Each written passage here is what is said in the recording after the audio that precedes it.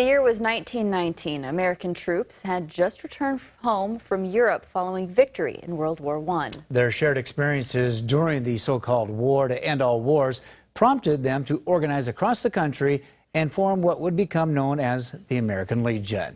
Over the past century, the Legion grew in membership and in programs that served both veterans and the community at large. In tonight's Eye on KELOLAND, Perry Groten talks with a couple of Sioux Falls American Legion Post 15 members about how their membership spans generations.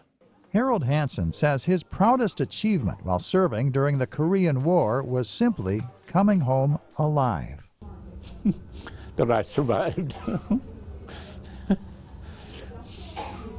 I remember the first one I sent home that didn't, see? I remember that yet. The Korean conflict was often called the Forgotten War, but to Hansen, who enlisted in the Army, serving your country is about duty, not recognition. It's an attitude of selflessness that ran in his family. I got a brother that was in the Navy, a brother in the Air Force, and a brother in the Army, and me. Hansen's father fought in World War I and later became among the first veterans to join the then new American Legion. I just know that my dad talked about it when they formed it, and he was very proud of it. So Hansen followed in his dad's footsteps and joined the American Legion back in 1956, a Hansen family tradition that spans nearly all 100 years of the Legion. Well, it's the largest veterans organization in the country, and they're based on a lot of sound principles. Douglas Tingey served in the Navy during the Vietnam War. A lot of bad times over there. Sometimes it was even worse than normal.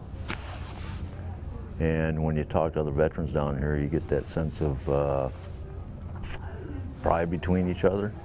Tingey's dad was also a member of the American Legion, so Tingey joined the Legion shortly after his discharge back in 1981.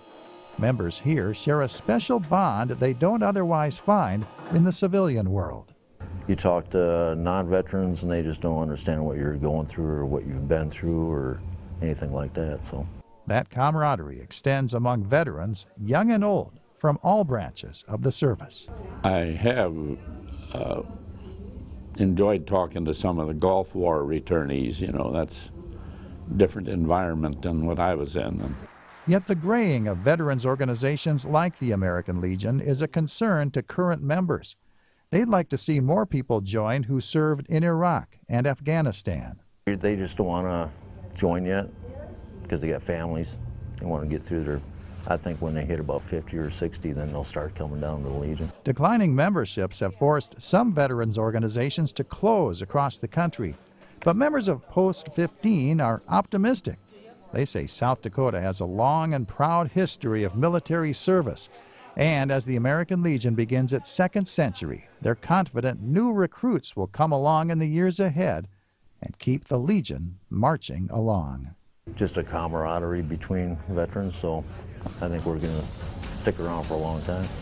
With Eye on KELOLAND, I'm Perry Groten. Harold Hansen is a member of the American Legion Chorus that will perform next month during a centennial ceremony in Garrettson. You can take a step back in time to the early days of the Legion by going to this story at KELOLAND.com.